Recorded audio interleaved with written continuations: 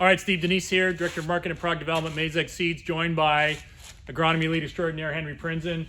Henry, we're wrapped up. We've wrapped up harvest in most areas. There might be a few acres still out and about, which is not abnormal for some regions. But we're hearing about different results across the countryside depending on the conditions we had this year.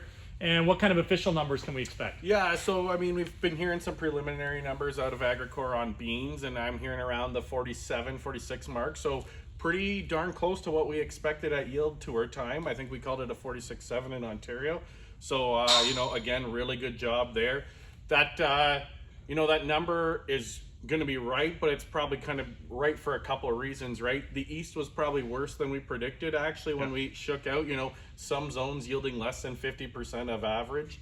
And even that Ottawa region really suffering as well. And then the Southwest actually pulling up their socks and doing even better than we saw, right?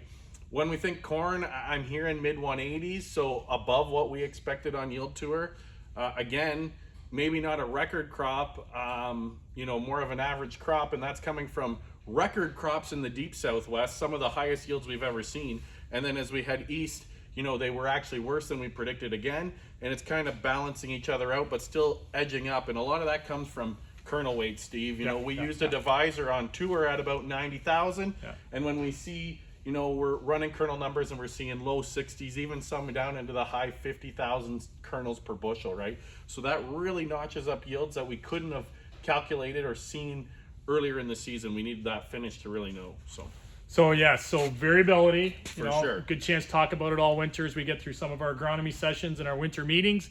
And we put the plan in place for 2026. For sure, Steve, and we can learn from this year, but not, remember next year's not going to be this year. So look at a couple of years' data and, make those good decisions. Absolutely. Very good. Thanks very much, Henry.